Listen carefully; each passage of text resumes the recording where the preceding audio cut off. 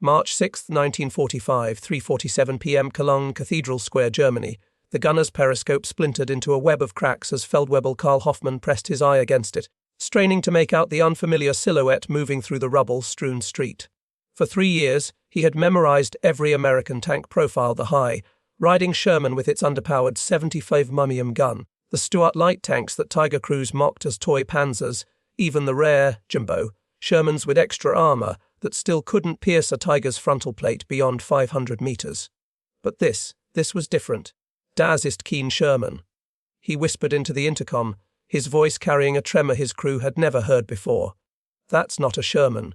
Through the fractured optics, he saw a massive gun barrel, longer and thicker than anything the Americans had fielded. The hull sat lower and more angular, its sloped armor appearing cast rather than welded. The turret loomed disproportionately large, like an anti-aircraft cannon had been mounted on a tank chassis.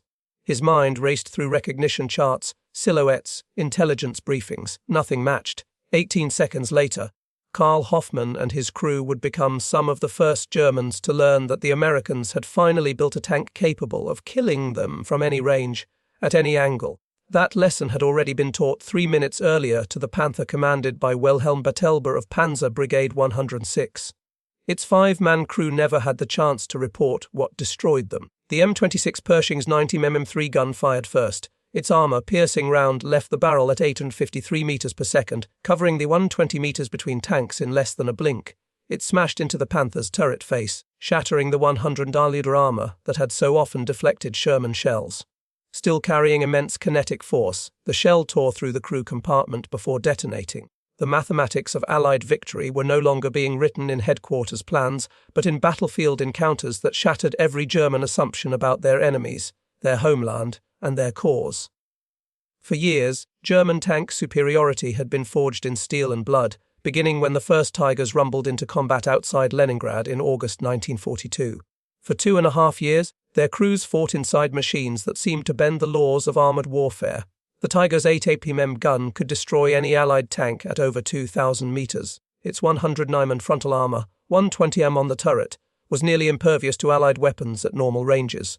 The psychological effect was just as decisive as the technical edge. Veterans of Schur Panzer, Abteilung 506 recalled the sense of invulnerability inside a Tiger, and the math was clear. The American M4 Sherman 75mm gun could only pierce a Tiger's front armor under 100 meters, and only then with special ammunition at perfect angles. The Tiger's 88, by contrast, could punch through a Sherman at 2 kilometers. By December 1944, German crews had perfected tactics built around this superiority.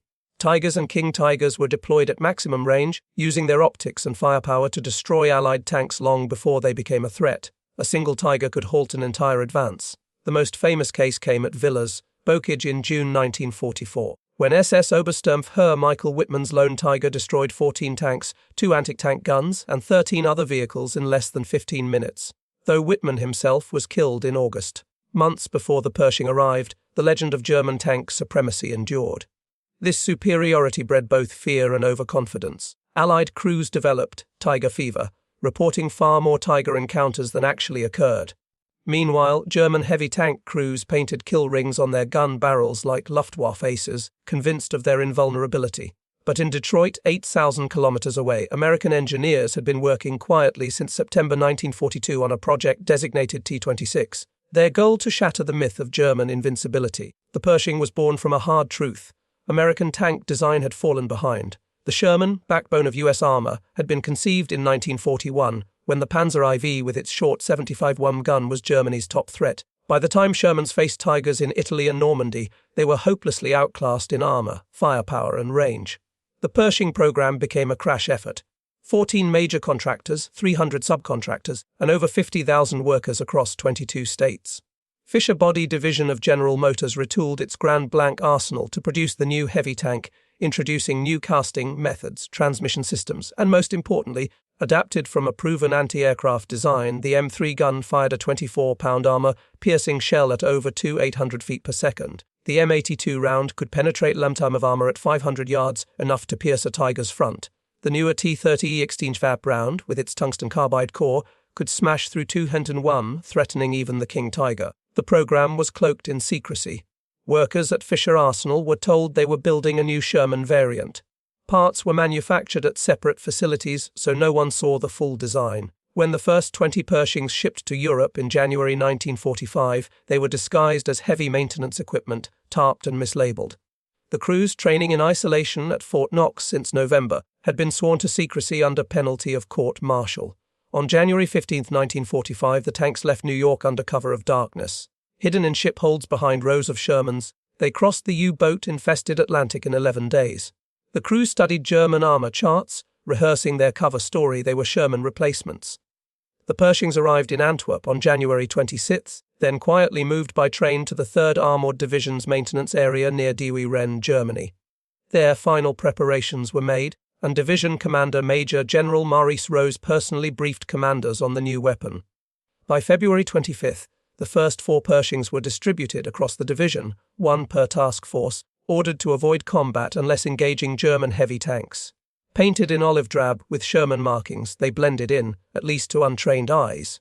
German intelligence never caught on. Even with their reputation for efficiency, they failed to detect the Pershing's arrival. Confident that America favored quantity over quality, they could not imagine U.S. industry producing a heavy tank while still churning out thousands of Shermans. On February 26, near Elsdorf, Germany, the Pershing suffered its first combat loss. The T-26E3, nicknamed Fireball, was ambushed at close range by a Tiger I. An 8A Bibon shell pierced the gun mantlet, killing the gunner and loader. But Fireball was recovered, repaired, and returned to service by March 7, a testament to American logistics and repair capacity. Within days, German headquarters began receiving scattered reports, an American tank with heavier armor and a longer gun than the Sherman. A Panther was destroyed at 800 meters by a single unidentified vehicle. Every report mentioned the same chilling detail: the gun, unmistakably longer and more powerful than the Sherman's 75-1 Dun. And on March 6, 1945, in the shadow of Cologne Cathedral, Feldwebel Karl Hoffmann discovered the truth for himself. 1945. The battle at Cologne Cathedral would become the most documented tank duel of the war, immortalized on film by Signal Corps cameraman Jim Bates. The day began with German forces positioning their remaining tanks around the cathedral square. Wilhelm Bartelborth, commanding a Panther from Panzer Brigade 106, felt confident despite the approaching Americans. The square's wide, open ground gave him clear fields of fire, and the rubble provided partial hull-down cover. At 15:20 hours, Bartelborth spotted movement near the ruined Girion Hotel. Through his periscope, he saw what he initially believed to be a Sherman variant, albeit one with an unusually long gun. Without hesitation, he ordered his gunner to fire at 300 meters, point-blank range for the Panther's high-velocity 75 mm cannon. The Panther fired first. Its round struck the American tank's frontal armor, but instead of piercing, it ricocheted upward in a spray of sparks. Bartelborth had just 3 seconds to register the impossibility before the return shot arrived. Staff Sergeant Robert Earley, commanding the Pershing nicknamed Eagle 7, already had the Panther in his sights. Corporal Clarence Smoyer, his gunner, placed the crosshairs squarely on the Panther's mantlet and fired. The 90 mm round punched through the turret face. The Panther erupted in flames as its ammunition cooked off. Bates' camera captured what came next: another German tank, either a Tiger or another Panther depending on later accounts, attempted to engage but was also destroyed by a single frontal shot from the Pershing. The duel lasted less than 5 minutes, but proved beyond doubt that American armor could now meet German tanks on equal terms.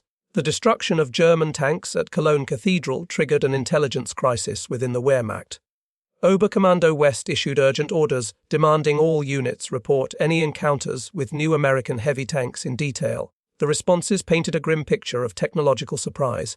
Crews reported American vehicles with 90 mm class guns and heavy frontal armor capable of destroying Panthers and Tigers at ranges over 500 meters. Confused, many referred to the vehicle as a long-gun Sherman, unable to imagine that the Americans had fielded an entirely new heavy tank. This misunderstanding lingered for weeks, leading German crews to employ anti-Sherman tactics that proved fatally inadequate. Meanwhile, the Panzerwaffe's training schools floundered. Recognition charts didn't include the new tank. Manuals still insisted American guns couldn't penetrate German heavy armor frontally. By mid-March 1945, only about 20 Pershings were in action, but their psychological impact far outweighed their numbers. German crews who had grown used to outmatching Shermans now faced crippling uncertainty. They could not easily distinguish Pershings from Shermans at distance, meaning every encounter carried the risk of sudden destruction. Production statistics worsened the picture. By early 1945, Germany could barely produce 100 tanks per month. The United States, by contrast, rolled out two Tu-22 Pershings by war's end, 739 of them from GM's Grand Blanc arsenal alone. Captured documents and interrogations revealed these numbers to German crews, confirming that even if the Pershing had technical parity, America's ability to replace losses made resistance futile. Captured and destroyed Pershing components gave German engineers their first real look at the tank. What they found was sobering. The cast turret was a single piece, a feat of manufacturing Germany had never achieved for such large parts. The Ford GAF V8 produced 500 horsepower with a reliability German engines could not match. The transmission featured advanced mechanisms that seemed impossibly complex yet worked smoothly. The Pershing's features impressed German technical officers, a gun stabilization system that allowed accurate fire on the move, a power traverse that could spin the turret 360 degrees in just 15 seconds, optics on par with German quality, and crew ergonomics superior to anything in a Tiger or Panther. Wet ammunition stowage reduced fire risk. Even details like padded interiors and lighting reflected design choices for crew efficiency that German tanks had sacrificed. Word of these capabilities spread quickly through the Panzerwaffe. For crews already weakened by constant retreat and shortages, the realization that their last technical advantage had evaporated was devastating. German doctrine relied on superior tanks to offset Allied numbers. Defensive tactics assumed that Tigers and Panthers could engage at ranges where Allied return fire was useless. Offensive operations counted on heavy tanks breaking through American lines with acceptable losses. Now, both assumptions collapsed. The psychological toll showed in growing reports of abandoned tanks. Crews who once repaired under fire now declared vehicles irreparable for minor issues. Loose tracks, empty fuel tanks, or thrown treads. Recovery teams found perfectly salvageable tanks left behind. As American forces pushed toward the Rhine in late March 1945, German crews faced an impossible question every time they spotted armor, Shermans, or Pershings. The uncertainty bred hesitation, retreats, and collapses of defenses that should have held for days but instead crumbled in hours. Though only a handful of Pershings fought in Europe, their effect was paralyzing. By April, German armored resistance in the West had effectively broken down. At Dessau from April 21st to 24th, German defenders with Panthers and Tigers chose purely defensive stances, avoiding long-range duels with American tanks. The U.S. attack, which included Pershings among regular Shermans, faced minimal resistance as German crews abandoned vehicles rather than risk combat. Tank aces with dozens of kills left their machines. Rumors of Pershings alone could trigger withdrawals. The Panzerwaffe that had once conquered France and threatened the Soviet Union had lost its will to fight. By late April and early May 1945, as Germany collapsed, thousands of tank crewmen surrendered. In interrogations, U.S. intelligence officers heard the same admission again and again. Discovering that the Americans had heavy tanks marked the breaking point. For 3 years, German crews had clung to the belief in their technical superiority. Even outnumbered and retreating, they trusted their Tigers to prevail. In 1945, that final certainty was gone. When the Germans realized the Americans had tanks equal to, or even better than, their own, the war began to feel hopeless in their minds. Interrogations after the war revealed that many German crews had never actually encountered a Pershing on the battlefield, but the mere fear of it shaped nearly every tactical decision. The uncertainty alone, never knowing if the tanks advancing toward them were Shermans or Pershings, proved as effective as combat itself in neutralizing German armor. What German crews didn't fully grasp until later was just how extensive American heavy tank production had become by 1945. Only 310 Pershings reached Europe before Germany's surrender, with about 20 seeing actual combat. Yet by October 1945, American factories had already produced more than 226. At the Grand Blanc arsenal alone, Fischer body rolled out 739 tanks, while Chrysler's Detroit arsenal contributed another 473. Once American assembly lines fully converted, a Pershing could be built in mere hours. An astonishing contrast to the weeks it took Germany to complete a single Tiger. Over the course of the entire war, Germany had managed to produce only 347 Tiger IIs and 492 King Tigers. The numbers told their own story. American industry utterly dwarfed German production. The ability to shift from Sherman to Pershing production while still maintaining output showed a flexibility Germany simply did not possess. Veteran German tank crews consistently recalled learning about the Pershing as a psychological turning point. These weren't inexperienced soldiers prone to panic, but hardened veterans with deep knowledge of armored warfare. They spoke of a clear before and after in their combat mindset. Before hearing about American heavy tanks, they fought with confidence, trusting in superior German technology to deliver ultimate victory. Afterward, they fought only to survive, more concerned with avoiding battle than winning it. This reaction stood in sharp contrast to how they had adapted to other Allied advantages. They had found ways to deal with numerical inferiority through tactics. They had learned to cope with Allied air supremacy by moving at night and using concealment. But when faced with the loss of technological superiority in tanks, the very edge they had relied on since 1942, there was no tactical solution. Nowhere was this collapse more visible than in the behavior of King Tiger crews in the final weeks of the war. The King Tiger represented the height of German tank design, 68 tons of near-impenetrable armor and a devastating long-barreled 88 mm gun. Yet by April 1945, these same crews grew increasingly hesitant to engage American armor. On paper, the King Tiger still held superiority over the Pershing, but the knowledge that Americans now had a heavy tank with a powerful 90 mm gun created hesitation and doubt. Crews who had once gone into battle with absolute confidence now wavered, never sure whether the tanks they faced were vulnerable Shermans or deadly Pershings. Post-war analysis revealed the depth of German intelligence failures. Despite their spy networks and signals monitoring, the Wehrmacht had no clue about the Pershing program until the tanks were already appearing on the battlefield. Worse still, German intelligence had fundamentally underestimated American industry. They assumed mass production meant lower quality, never imagining the United States could build heavy tanks while still keeping its massive output advantage. By April 1945, German armored resistance in the West had largely collapsed. Units with tanks still in working order often refused to engage. Entire sectors saw German withdrawals triggered simply by the presence of American armor, regardless of whether Pershings were actually there. Commanders reported tank losses written off after minor breakdowns that would have been repaired in days earlier in the war. Crews even claimed to have spotted Pershings in areas where reconnaissance later confirmed only Shermans had been present. Ironically, the Pershing's psychological effect was far greater than its actual battlefield record. In truth, the Pershing had plenty of flaws. Its transmission was unreliable and prone to breakdowns. Its 90 mm gun, though powerful, fired at a slower rate than the German 88. Its armor, while well sloped, was thinner than that of the King Tiger. Technically, it was closer to being on par with the Panther, better in some areas, worse in others. It was not the super tank. German crews believed it to be, but psychological impact didn't depend on reality. It depended on shattering long-held German assumptions about American capabilities. Because so few Pershings actually saw combat, statistical analysis of their kill ratios is meaningless. What mattered wasn't numbers but perception. German crews believed the Americans had achieved parity or superiority, and that belief shaped their decisions far more than any hard data. In many cases, the mere rumor of Pershings accelerated German surrenders.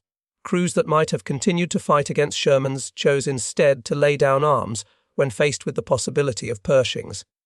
The effect was striking. U.S. Army intelligence noted that by late April, German tank crews often surrendered before infantry from their own units. Exactly the opposite of earlier in the war, when Panzer crews fought to the last. The shock was even greater among units transferred from the Eastern Front. These formations had dominated Soviet tanks, even the T-34-85 and IS-2, and arrived in the West full of confidence. But upon learning about American heavy tanks, that confidence collapsed almost overnight. The realization that Americans had not only matched but possibly surpassed Soviet tank development, while still producing in overwhelming numbers, created a sense of facing an unstoppable force. As details about the Pershing spread within the Panzerwaffe, the impact deepened. Crews heard about stabilized guns, advanced transmissions, and crew comfort features, all areas where German designs lagged. They learned of infantry telephones mounted on the hull, allowing better coordination, and of wet ammunition storage that reduced the risk of catastrophic explosions. Each detail reinforced the devastating realization. American engineering wasn't just catching up, it was innovating in ways German engineers had ignored. By the war's final weeks, the shift in mindset was complete. Where Tiger crews had once hunted Shermans with confidence, they now faced every engagement with hesitation and doubt. German doctrine called for targeting the most dangerous threat first. But when you couldn't tell if the tank in your sights was a Sherman or a Pershing, decision-making froze. German crews hesitated, trying to determine if the tanks approaching were Shermans or Pershings, and in that hesitation they often lost the chance to fire first. That delay frequently proved fatal, no matter what type of American tank they were actually facing. Post-war analysis by military historians confirmed the Pershing's immense psychological impact on German armoured forces. Even though so few Pershings actually fought, their influence on German morale is undeniable. The numbers back this up. In the 2 months before Pershings appeared in Europe, German armoured units in the West managed to maintain relatively high operational readiness despite severe shortages of fuel and spare parts. But once reports of Pershings began circulating, readiness plummeted. Losses increasingly came not from combat, but from crews abandoning their tanks. German crews had long anchored their morale in the belief that their technology was superior. That belief carried them through retreat after retreat. The Pershing shattered it. With that illusion gone, German tankers lost a crucial psychological foundation for resistance. In the decades that followed, veterans repeatedly identified the moment they learned of American heavy tanks as the point they realized the war was lost. At reunions and in memoirs, the same thought appeared again and again. Technological superiority had been our last hope, and the Pershing destroyed it. The shock was not just tactical but ideological.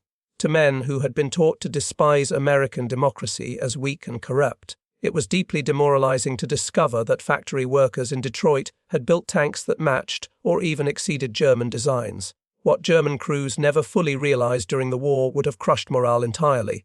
The Pershing was just the beginning.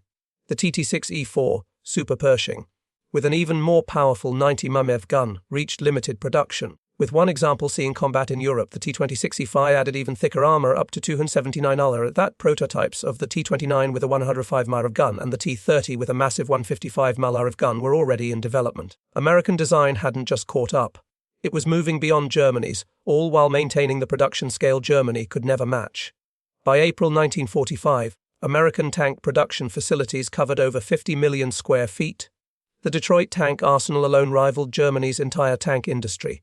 Fischer Body had retooled vast automobile plants in a matter of months, something German industry had never managed. For German crews, the Pershing created more than a tactical problem. It created a moral and ideological crisis.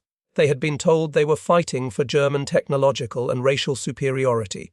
But here was proof that mongrel America, as Nazi propaganda had called it, could outbuild and even out-design them. The dissonance was most devastating for Waffen SS tankers, chosen for their ideological reliability. For them, the Pershing didn't just challenge German arms, it challenged their entire worldview. In total, 310 Pershings reached Europe before Germany's surrender, with only about 20 seeing combat. Statistically, their impact on the battlefield was negligible. But German records show a sharp increase in abandoned tanks, surrendered crews, and declining readiness once Pershings were rumoured to be present.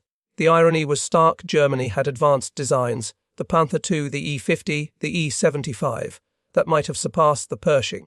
But these projects existed only on paper or in a handful of prototypes by the time Pershings were rolling off American production lines. It was the clearest symbol of the difference between German and American approaches to war. Germany pursued perfection in individual weapons. America pursued good enough quality in overwhelming numbers. Once the Pershing erased Germany's last technical edge, resistance became mathematically impossible. The lesson endured. Post-war Bundeswehr doctrine emphasized never again assuming that technological superiority could substitute for industrial strength. German veterans developed a lasting respect for American industrial power. Many even emigrated to the United States, convinced that a nation capable of producing such weapons while maintaining prosperity and freedom must have the better system. Today, surviving Pershings stand in museums around the world as monuments to American industry. At Fort Knox, one Pershing sits beside a captured King Tiger. The placard notes their rough technical parity, but it cannot capture the psychological revolution the Pershing brought. German veterans visiting these displays often reflected on how utterly the American tank had overturned their assumptions. The numbers speak clearly: 310 Pershings shipped to Europe, 20 in combat. Over 245 by comparison. Germany built 1347 Tigers and 492 King Tigers in the entire war. Fischer Body alone turned out 139 Pershings, Chrysler 473 more. The math explained why German morale collapsed. The Pershing proved America could mass produce heavy tanks at a pace Germany could not dream of. The last confirmed engagement between German armour and a Pershing came in late April 1945. By then, the psychological damage was already complete. Crews who had once stalked their prey with supreme confidence ended the war recognizing they had become the hunted. The Pershing's true legacy was not in the tanks it destroyed, but in the myths it shattered. In just 8 weeks, from its first combat in February to Germany's surrender in May, the Pershing stripped away the illusion of German superiority and broke the spirit of the Panzerwaffe. The long barrel of its 90 mm gun was more than just a weapon. It was a symbol. For German tankers, it meant the end of their dominance, the end of their confidence, the end of their war. The hunters had become the hunted, and they knew it. The Pershing stands today as a testament to a fundamental truth: technological advantage is fleeting, but industrial capacity and democratic innovation endure. The German crews learned that truth the hard way, staring down the barrel of an American gun that represented not just firepower, but the collapse of everything they believed.